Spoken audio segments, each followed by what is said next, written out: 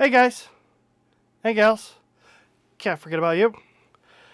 Welcome to another episode of Joe's Bits and Bobs.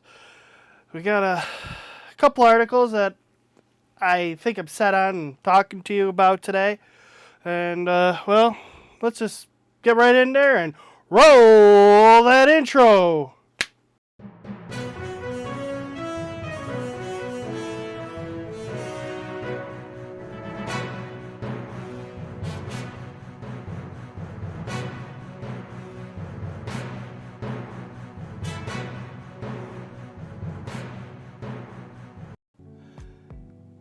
Hey, before we get going into this week's episode and get underway, I want to ask, how's your day going so far?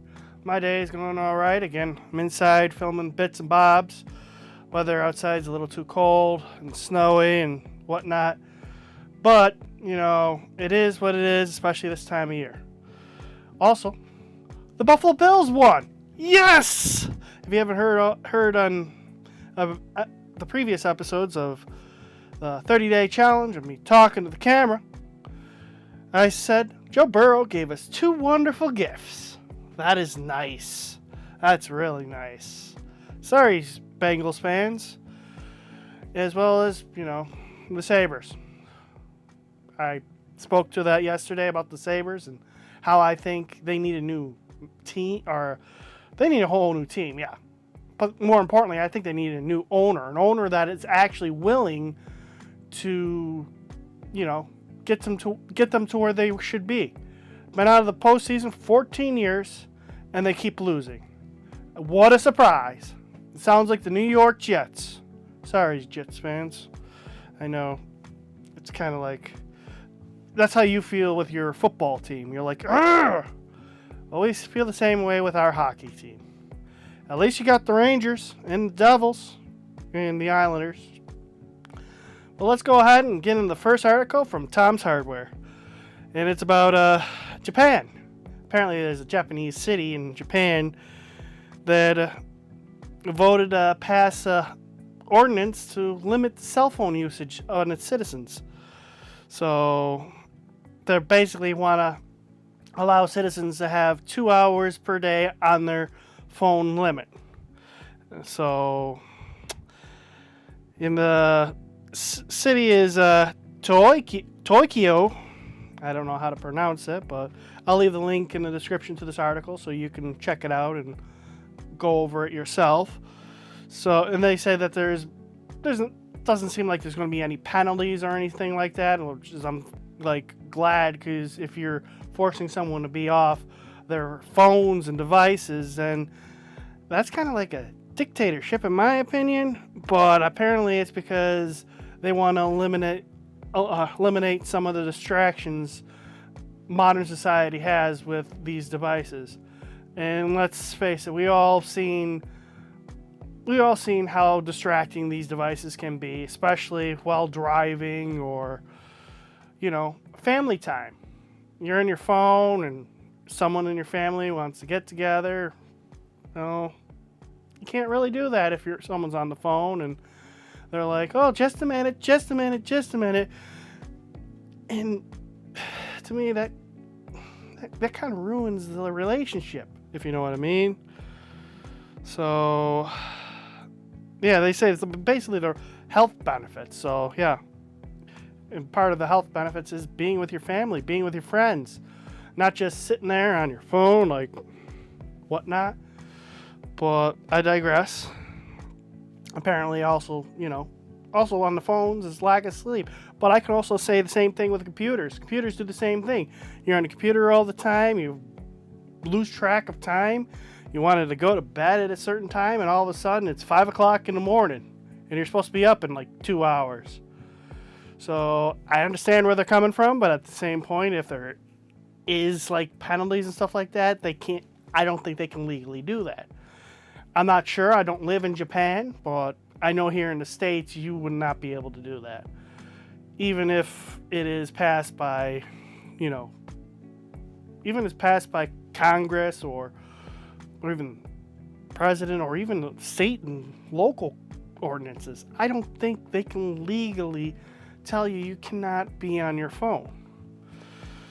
But yeah, I can understand why they do that, and so yeah, and again, like safety and stuff, I'm reading on here against the ordinance. Apparently children find important refuge from like school and stuff like that.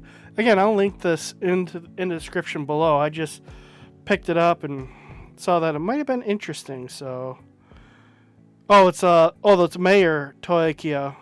So I think it's Anshi is the city. Anshi, Japan. I don't know how to pronounce it.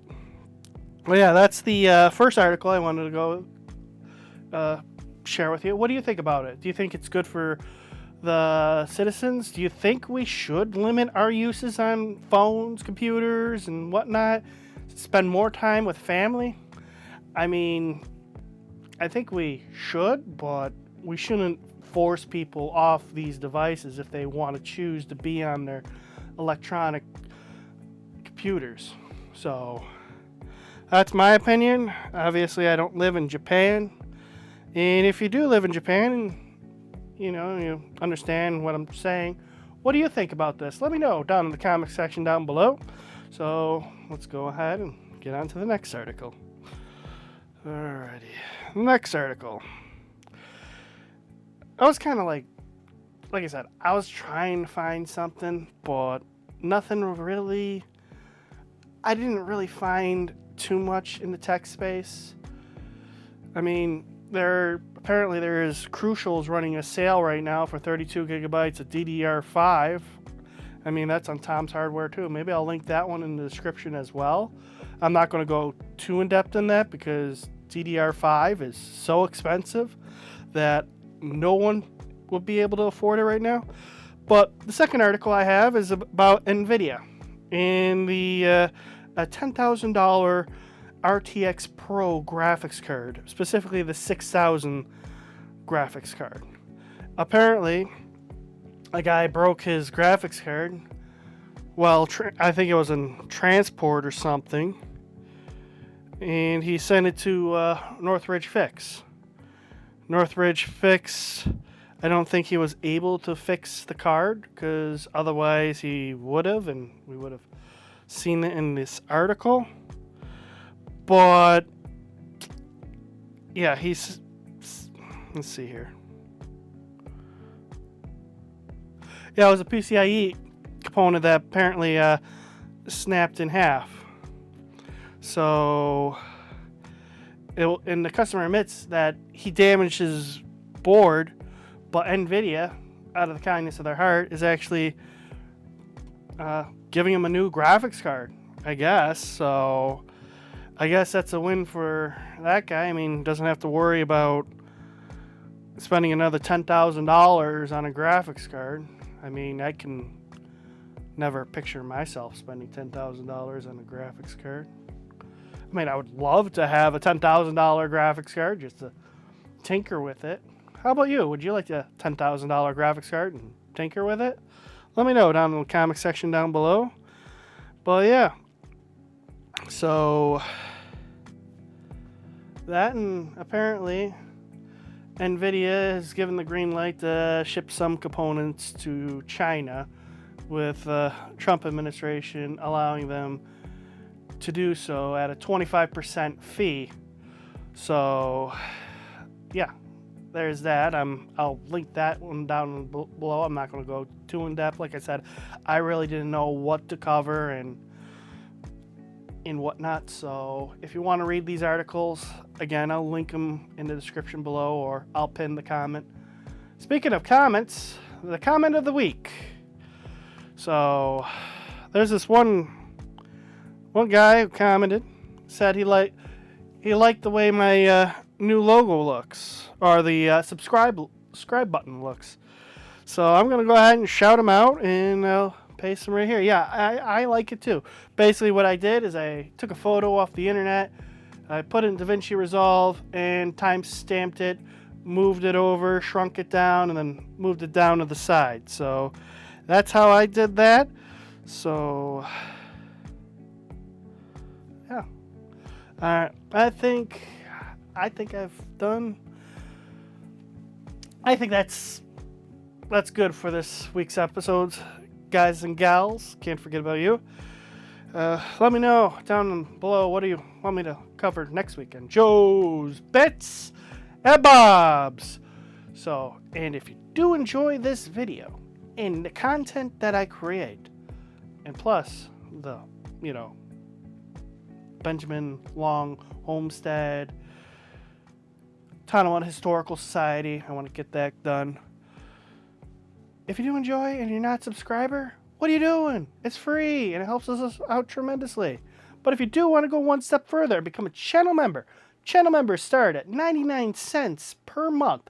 And you get exclusive early access to Joe's Bits and Bobs, as well as any review or prime feature I do on the channel. So, and you also get exclusive access to 360-degree videos, like the tour I did with the Benjamin Long Homestead. I just got to figure out how to put two clips together, and I'll tell you about the Insta360 in a future video.